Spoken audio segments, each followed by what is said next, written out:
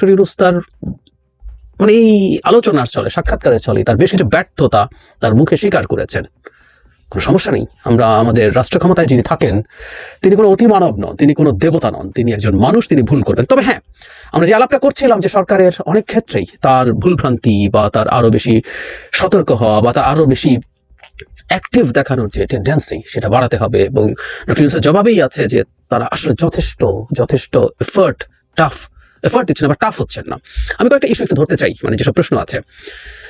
যেমন ডক্টর ইউনূসের মামলা নিয়ে জিজ্ঞেস করা হয়েছে যে আপনার প্রভাবে কি মামলা উঠে গেল, কারণ আপনি এখন প্রধান উপদেষ্টা, সুতরাং মামলা সব দ্রুত উঠে চলে গেছে। যেভাবে ডক্টর ইউনূস বলেছেন, উইচ ইজ রাইট, যে উনি মামলার সারবত্তা ছিল না, তারপরে ষড়যন্ত্রমূলকভাবে আদালতকে ব্যবহার করে এসব করা হচ্ছিল। ফলে এটা একটা ভালো, যে কোনো সরকার হলেই যেটা তার প্রতি কোনো শত্রুতা দেখাবে না তাদের হলেই মামলাগুলো উঠে যেত। কিন্তু এই প্রশ্নটা তাকে করা হয়েছে, কারণ স্বাভাবিকভাবে এরকম প্রশ্ন আসতে পারে, খুব দ্রুত তার মামলাগুলো উঠে গিয়েছিল। ছাত্ররা তাকে ছাত্র প্রচুর করছেন, আরো অনেকে আছেন, সেটা জবাব উনি খুব অনেস্টলি দিয়েছে। সেটা হলো সত্যিকার অর্থে ছাত্ররাই তার সাথে যোগাযোগ করেছিল, ছাত্ররাই তার এমপ্লয়ার, উনি সত্য কথাটাই বলেছেন। কিন্তু এখানে একটা সমস্যা আছে, সমস্যাটা হচ্ছে এটা বলা যাবে যে ছাত্ররা তাকে এমপ্লয় করেছেন, কিন্তু উনি অনেকগুলো ইন্টারভিউতে, অনেকগুলো স্পিচে বারবার ছাত্ররাই অভ্যুত্থান করেছে, উনি বিপ্লব বলতেন, উনি সর্বশেষ ভাষণে বলছেন, এর আগে বিপ্লব বলতেন। এখানে খুব মেজর সমস্যা আছে, এই বিপ্লব শুধু ছাত্ররা করেন। এমনকি যে ছাত্র জনতার বিপ্লব বা অভ্যুত্থান বলা হয়, ছাত্র কথাটাকে আমরা আলাদা করছি জনতার কাছ থেকে, ছাত্ররা জনতা নন এরকম মনে হয়, আলাদা করে তারা একটা আইডেন্টিটি তৈরি করছেন। এটাও আমার কাছে ব্যক্তিগতভাবে ভালো লাগে না, খানিকটা শহীদ বুদ্ধিজীবী দিবসের মতো, তাদের জন্য আলাদা দিবস। যাই হোক, তিনি এই ব্যাপারটা বলেছেন, কিন্তু আমি তার অন্যান্য ক্ষেত্রেও ব্যবহার নিয়ে সন্তুষ্ট নই। তিনি ব্যবহার করেছেন যেখানে প্রয়োজন ছিল না, তাকে উপদেষ্টা কেন নাম, উপদেষ্টা কাকে উপদেশ দেন ইত্যাদি ইত্যাদি, তিনি প্রধান উপদেষ্টা, উনি খুব সরলভাবে বলেছেন, উনি সব নামটাম খুঁজতে চান না। আমি মনে করি ইটস নট দ্যাট ইম্পর্টেন্ট, নামে কি আসলো গেল, গোলাপকে যে নামে ডাকাই হোক না কেন সেটা সৌরভ ছাড়ার ব্যাপারটা এরকম। ওনার উপদেষ্টা পরিষদ নিয়ে নানান রকম অভিযোগ, এমনকি ওনার সামনে খুব স্পষ্টভাবে এই প্রশ্ন গড় করেছেন জনাব নুরুল কবির, যে ওনার বাড়ি যেহেতু চিটাগাং, তিনি চিটাগাংয়ের মানুষকে অনেক বেশি প্রায়োরিটি দিয়েছেন, এনজিওর লোকজন বিভিন্ন, মানে এটা কিভাবে সিলেক্ট করা হয়েছে, তাকে কারা কারা তালিকা দিয়েছে। ডক্টর ইউনূস বলছেন তিনি খুব বেশি চিন্তা করে করা হয়নি, তাকে বলা হয়েছে এরা আছেন, তিনি বলছেন এর মধ্যে তিনি যাদেরকে চেনেন তাদেরকে বলেছেন, দিয়ে দিয়েছেন, খুব ভাবে চিন্তা করা হয়নি। এটা সরল স্বীকারোক্তি, কিন্তু এর মধ্যে একটা খুব মেজর ডিসপিউট তৈরি হতে পারে। সেটা হচ্ছে উনি বলছেন যে খুব তাড়াহুড়ো করে এটা করতে হয়েছে, আজই শপথ নিতে হবে বা কালই নিতে হবে, এরকম পরিস্থিতিতে বা প্রেক্ষাপটে। তাহলে আমরা প্রশ্ন করতেই পারি যে খুব তাড়াহুড়োর মধ্যে যে উপদেষ্টা পরিষদ হলো, তারপর তো আসলে খুব অল্প 2-3 জন যুক্ত হলো বা কাউকে পরিবর্তন করা হলো না, তার মানে কি এই এন্টায়ার উপদেষ্টা পরিষদে কেউ ভুল ছিলেন না? ভুল থাকলে তো তাকে উপদেষ্টা পরিষদে রাখাটা দরকার ছিল না, নেওয়া হলো, বের করে দেয়া, তাকে সেখান থেকে সরিয়ে দেয়া, সেটা হতে পারতো। আরো নতুন অনেক উপদেষ্টা নেওয়া হতে পারতো কাজ করার জন্য। মানে তার মতো সরকার তো কাউকে তার দায়িত্ব থেকে সরিয়ে দেয়, সমস্যার কিছু নাই। শেখ হাসিনা এটা করতে চাইতেন না, কারণ তিনি অমনিপটেন্ট এবং তার ডিসিশনে কোনো ভুল নাই, এই ইমেজ তৈরি করতে চাইতেন বলে যত কিছুই হোক না কেন তার মন্ত্রীরা দায়িত্বে থেকে যেতেন, ক্ষমতায় থেকে যেতেন। কিন্তু তিনি যত সহজভাবে বললেন একটা রাষ্ট্রের দায়িত্ব নেওয়ার ক্ষেত্রে এই ব্যাপারটা খুব জরুরি। এবং ডক্টর ইউনূসকে যখন নুরুল কবির প্রশ্ন করছেন যে প্রচুর সমালোচনা হচ্ছে, অনেক ব্যর্থতা আছে, প্রবলেম আছে, উনি ওটা স্বীকার করছেন, মানে জানতে চান বারবার যে আপনি এগুলো খেয়াল করেন। আমরা এটা খেয়াল করছি যে তিনি সত্যিই যথেষ্ট খোঁজ খবর রাখেন, যে হ্যাঁ এগুলো হয় তিনি জানেন, কিন্তু সমালোচনায় খুব বেশি মাথা ব্যথা নেই এবং তাদেরকে ব্লেম করারও তেমন কিছু পান না বলে তিনি বলেন, কারণ বলছে তাদেরও অভিজ্ঞতা নেই, আমারও নাই, আমিও ভুল করছি, সো আমি কিভাবে তাদেরকে দোষ দেবো। আবারও বলছি খুব সহজে বলে ফেলা হলো। ডক্টর ইউনূস আসলে ওটা ওনার বিনয়, উনি কত বড় মাপের মানুষ তার প্রমাণ দিচ্ছেন, কোনো সন্দেহ নেই, কিন্তু এর মধ্যে আমার দ্বিমতের জায়গা আছে। সেটা হলো তিনি আসলে পারফর্ম করতে হবে, উনি আসলে ওটা খুব বড় শর্ত না প্রধান উপদেষ্টার, আমি মনে করি। উনি এসছেন আমাদের ঐক্যের প্রতীক হিসেবে এবং আমাদের মাথার উপর ছাতার মতো হয়ে, এই ছাতা আমাদের বিপদ আপদ থেকে রক্ষা করবে। কিন্তু যে জায়গায় উনি যথেষ্ট পরিবর্তন করতে পারে সেটা হচ্ছে উপদেষ্টা পরিষদ পরিবর্তন করা, ক্যাবিনেট ভাগ করে দেয়া, এরকম অনেক পদক্ষেপ, যিনি পারছেন না তাকে দায়িত্ব থেকে অব্যাহতি দেয়া, এগুলো করতে হবে। সুতরাং উনি পারছেন না, ওনার অভিজ্ঞতা কম, উনিও সব ঠিকঠাক পেরে উঠছেন না, এটা অন্য অক্ষম, অযোগ্য, অদক্ষ, নন পারফর্মিং উপদেষ্টা রাখার যুক্তি হতে পারে না, আমি মনে করি। আমার নিজের কোয়ালিটি তো ঠিক নেই, তাদের সমালোচনা কিভাবে করবো উনি বলছেন, আমি সাধ্যমতো চেষ্টা করছি, লেগে গেলে তো হলো ভালো, না হলে আমার কপাল খারাপ। আপনি ইন্টারভিউটা দেখবেন প্লিজ, ইটস আ বেঞ্চমার্ক। এই বেঞ্চমার্ক কেন আমি শেষে বলবো, আমার বিবেচনা, আপনাদেরও নিশ্চয়ই বিবেচনা থাকবে। রাজনৈতিক দলগুলো সরকারের সাথে সমঝোতা আছে কি না, তিনি বলেন খুব আছে, কোনো সমস্যা দেখেন না। তখন নুরুল কবির তাকে প্রশ্ন করেন যে রাজনৈতিক দলের বাইরে তো ভিন্ন রকম কথা বলছে। তিনি ডক্টর ইউনূস যেটা বোঝাতে চান যে তাদের রেটরিক আছে, তিনি অঙ্গভঙ্গি শব্দটা ব্যবহার করেছেন। নানান অঙ্গভঙ্গি আছে বাইরে রাজনৈতিক দল হিসেবে, তাদের এই অঙ্গভঙ্গিগুলো দেখাতে হয় বলে তিনি মনে করেন। আমি বিশ্বাস করি সরলীকরণের দোষ আছে, প্রবলেমকে ইগনোর করে লাভ নেই। সরকারের সাথে রাজনৈতিক দলের দূরত্বের কথা বলেছে, সরকার তো আসলে খুব বেশি বসে না, এটা সত্য। এই সরকার উচিত ছিল ফর্মালি আরো অনেক বেশি বসা, ইনফর্মালি হয়তো কিছু যোগাযোগ আছে, সেটাও যথেষ্ট আছে বলে মনে হয় না, কারণ পলিটিক্যাল পার্টিগুলো যে ধরনের আচরণ করে বা কথা বলে তাতে মনে হয় ফর্মালি আরো বেশি হওয়া উচিত। এবং সামনে এসে অনেক ভালো বলা ডাজন্ট নেসেসারিলি মিন যে তারা আসলে কনভিন্সড এবং তারা সরকারের সাথে খুবই ভালো ইন্টারাকশন বা র্যাপো অনুভব করে, আমি মনে করি না। এটাও তার একটা ভুল পারসেপশন বলে আমি মনে করি। নিহতদের টাকা পাওয়া নিয়ে বেশ চাপের মুখে ডক্টর ইউনূসকে ফেলেছেন জনাব নুরুল কবির, খুঁটিয়ে খুঁটিয়ে বারবার, আপনি কবে মনে করেন এটা হতে পারে, কেন হলো না, ইত্যাদি ইত্যাদি। তিনি যেটা বলেছেন এটা মূলত বিউরোক্রেসির প্রবলেম, এবং বিউরোক্রেসির প্রবলেমের কারণেই শেষ পর্যন্ত টাকা পৌঁছাতে পারছে না, এটা দেরি হয়ে যাচ্ছে। এবং তিনি বিউরোক্রেসিকে দোষও দিতে চান না, উনি মনে করেন তাদেরও কিছু নিয়ম কানুন আছে যেটা আমরা হয়তো বুঝি না। আমি এটাকে খুব সফট বলে মনে করি। এই সফটনেস নিয়ে আসলে আমাদের সবসময় প্রশ্ন আছে, প্রশ্ন নুরুল কবিরও করেছেন, আমি আসছি সে কথায় পরে। আমি মনে করি ব্যুরোক্রেসিকে করতে হবে এবং ব্যুরোক্রেটিক যেসব প্রসেস আছে সেগুলোকে শর্টেন করে তাদেরকে এটা করতে হবে এবং অ্যাট এনি কস্ট এই টাকা পৌঁছে দিতে হবে। নুরুল কবির বলছেন যে আপনি ঋণ মানে ব্যাংকগুলোকে হাজার হাজার কোটি টাকা দিচ্ছেন দেউলিয়া হওয়ার থেকে ঠেকানোর জন্য, আর এখানে সামান্য কিছু টাকা আপনি আহত নিহতদেরকে দিতে পারছেন, এটা তো ব্যর্থতা। উনি ব্যর্থতা স্বীকার করছেন, কিন্তু উনি বলছেন এই প্রসেসগুলো ঠিকঠাক হলে টাকা দিতে আপত্তি নেই, কিন্তু দিনের শেষে রেজাল্ট হচ্ছে এগুলো পাওয়া যায়নি, এটা হলো সবচেয়ে জরুরি কথা।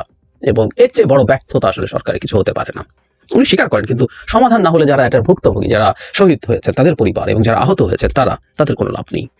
সংস্কার প্রশ্নে আলোচনা যখন আসে তখন একটা স্পেসিফিক প্রশ্ন, মানে এই আলাপটা আসলে সামনে আসবে, সরকারের সংস্কারের কোনো এজেন্ডা আছে কিনা, নাকি এই যে সরকার সংস্কার কমিশনগুলো যে রিপোর্ট হবে সেগুলো নিয়ে বসবেন। উনি একদম প্লেইনলি বলেছেন উনি আসলে বসবেন, এগুলোর ভিত্তিতে আলোচনা হবে, সংস্কার যতটুকু ঐক্যমত্যের ভিত্তিতে হয় সেটুকুই করবেন, এবং সরকারের কোনো এজেন্ডা নেই, সরকার কোনো পক্ষ এখানে না, ডক্টর ইউনূস স্পষ্ট করেছেন। এটা রেজোনেট করে কিছুদিন আগে ডেইলি স্টারের সাথে একটা ইন্টারভিউতে ডক্টর ইউনূস বলেছেন ক্লিয়ারলি যে আমরা ফ্যাসিলিটেটর, আমরা কোনো রাজনৈতিক সরকার নই, আমরা তো এটার সাথে এটা ম্যাচ করে। সুতরাং সরকারেরও কেউ কেউ যখন এটা নিয়ে কথা বলেন যে শুধু এটার জন্য সংস্কার করতেই হবে এসব, এবং এই প্রশ্নটাও জনাব নুরুল কবির করেছেন, বিশেষ করে ছাত্র উপদেষ্টারা কখনো কখনো কিছু মন্তব্য করেন যেগুলো বিভ্রান্তি তৈরি করে, ডক্টর ইউনূস সেটা স্বীকার করেছেন এবং সেগুলো তাদের মধ্যে তারা আলোচনা করে ঠিক করে নেন, সেটা জানিয়েছেন।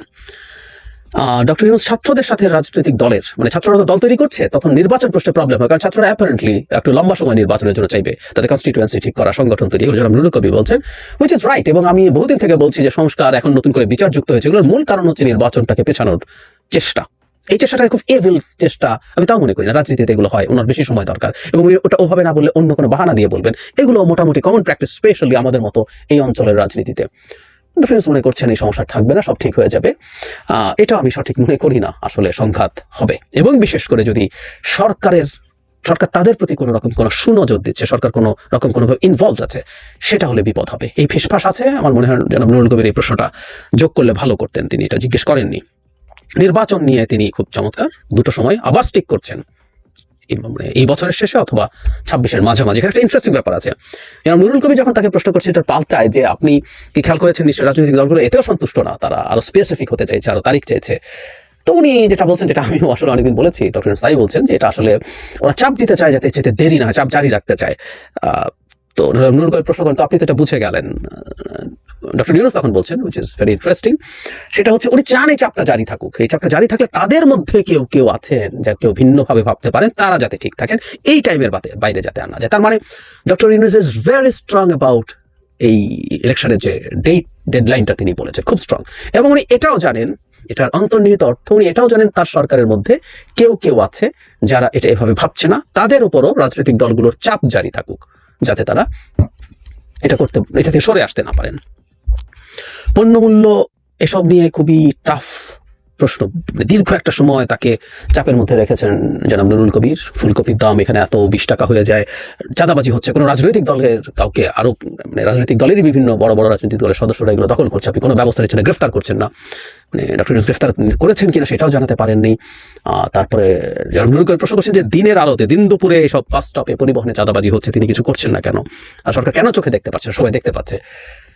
দেখলাম যে বেশ চাপ বোধ করেছেন প্রফেসর ইউনূস, এবং উনি একটা জায়গায় বলছেন সরকারের চোখ হয়তো অত পরিষ্কার না, অসহায়ের মতো। এই অসহায়ত্ব দেখার একটা সৌন্দর্য আছে, তিনি ফালতু কথা মিথ্যা কথা বলেননি, স্বীকার করেছেন উনি পারছেন না, কিন্তু উনি পারছেন না যেটা আমাদের চর্মচক্ষে আমরা দেখছি প্রতিদিন, বিরাট ব্যর্থতা, যার মাসুল আসলে কোটি কোটি কোটি কোটি অভাবী মানুষ দিচ্ছে। এই ব্যর্থতাগুলো ভয়ঙ্কর, সরকারের কেয়ারফুল থাকা দরকার। এখানেই জনাব নুরুল কবির প্রশ্ন করছেন, আমি বহু সময় বলেছি, আমরা অনেকেই বলছি, উনি বলছেন রাষ্ট্রের প্রয়োজনে কঠোর হতে হয়, কিন্তু আপনার সুশীলতার অভিযোগ আছে, কঠোর হচ্ছেন না। আর ডক্টর স্বীকার করেছেন মানুষের মনে যতটুকু কঠোর হওয়া উচিত বলে মনে হয় ততটুকু তারা হতে পারেন নাই, কিন্তু তারা হবেন এরকম একটা ব্যাপার মনে করছেন। ভারত প্রসঙ্গ এসছে, সেসব নিয়ে কথা হয়েছে, তিনি ওই মিডিয়ার আলাপ মোদি কি করেছেন এগুলো বলেছেন, এবং রাষ্ট্রের দিক থেকে তিনি কোনো প্রবলেম ফেস করেন না এটা উনি বলেছেন। শেখ হাসিনাকে ফেরত চাওয়া নিয়ে যে প্রশ্ন, সেটার জবাব তিনি দেওয়ার শেষে আমি বলবো যে উনি এই জবাবটা খুব বেশি দ্রুত পাশ কাটাতে চেয়েছেন বা সরে যেতে চেয়েছেন, যেন উনি জানেন না। কিন্তু নুরুল কবির লেগেছিলেন যে আচ্ছা কতদিন পর আপনারা আবার চিঠি দেবেন, কতদিনের মধ্যে জবাব এক্সপেক্ট করছেন। ডক্টর ইউনূস চেষ্টা করেছেন এই প্রশ্নটা থেকে সরে যেতে, কিন্তু তাকে ছাড়া হয়নি এবং শেষ পর্যন্ত আসলে খুব ক্লিয়ার উত্তর আমরা পাইনি। ট্রাম্পের সাথে মোদির খাতির নিয়ে প্রশ্নের জবাবে তিনি বলেছেন, কারণ ওখানে প্রচুর ইন্ডিয়ান বংশোদ্ভূত লোক আছে, মোদির সাথে খাতির আছে, সো বাইল্যাটারাল সম্পর্ক যেটা এতদিন ছিল এটা ক্ষতিগ্রস্ত হতে পারে কিনা ডক্টর ইউনূস স্বীকার করেছেন এটা ক্ষতিগ্রস্ত হতে পারে, তবে উনি চেষ্টা করবেন যাতে সম্পর্কটা ভালো হয়, এবং ক্ষতিগ্রস্ত নমুনাও দেখেছি উনি বলছেন। আমি ধারণা করি ট্রাম্পের যে এক্স স্ট্যাটাস, যেটাকে টুইটার বলি, বাংলাদেশের সকল হিন্দু নির্যাতন নিয়ে, কমিউনাল হিন্দু অ্যাটাক নিয়ে, মাইনরিটি অ্যাটাক নিয়ে ট্রাম্প তার নির্বাচনের আগে একটা টুইট করেছিলেন, সেটাকে উনি সম্ভবত ইঙ্গিত করেছেন। বিদেশে পাচার হওয়া টাকা নিয়ে খুব চমৎকারভাবে তিনি বলেছেন কোনো মানে ফালতু প্রত্যাশা না, মানে ক্লিয়ারলি বলেছেন আমরা চেষ্টা করছি, এটা খুব জটিল কাজ, সাক্ষী বা সবকিছু পেলে সময় লাগবে বলছেন, এবং আমরা সব টাকা একটা অংশ ফেরত আনতে পারবো। মানে একজন সৎ মানুষ কিভাবে সৎ কথা বলেন, যেটা উনি পারবেন না ফালতু কথা বলবেন না। কেউ বলবেন যে উনি তো রাজনীতি করবেন না তাই উনি এভাবে বলেন। আমি ব্যক্তিগতভাবে মনে করি বাংলাদেশের রাজনীতিতেও কেউ যদি এই ধরনের সৎ স্টেটমেন্ট, আমি এতটুকু পারবো না, এটা আমার ভুল হয়েছে, আমি ওটুকু পারবো, এটা আমি পারি নাই, এই কথাগুলো বাংলাদেশের রাজনীতি করলেও কাজে লাগবে বলে আমি মনে করি। একটা কথা মনে রাখতে হবে, আমি সব কিছুতে পারঙ্গম, আমি সব কিছু করতে পারি, এগুলো আসলে একটা স্বৈরাচারী ব্যবস্থায় একজন ডিক্টেটরের ইমেজ তৈরির জন্য লাগে। একটা গণতান্ত্রিক ব্যবস্থায়, আমাদের গণতান্ত্রিক ব্যবস্থায় আমরা যাচ্ছি, সেখানে একজন মানুষ আসলে আমাদেরকে শাসন করে, কোনো অতিমানব শাসন করে না। স্বৈরাচারী ব্যবস্থায় একটা মানে অতিমানব শাসন করে, ফলে ওনার কোনো ভুল নাই, এমন কোনো ভুল করলে ওনাকে ভুল বোঝানো হচ্ছে, এভাবে হয়। কিন্তু গণতান্ত্রিক ব্যবস্থায় আমি একজন মানুষ, আমি কাজ করতে এসেছি, আমি আপনাদের সাথে করবো, আমি ভুল করবো, আমি ঠিক করবো, সবকিছু মিলেই চলবে, এটা আমি মনে করি ডক্টর ইউনূসের এটা খুব চমৎকারভাবে উনি করেছেন।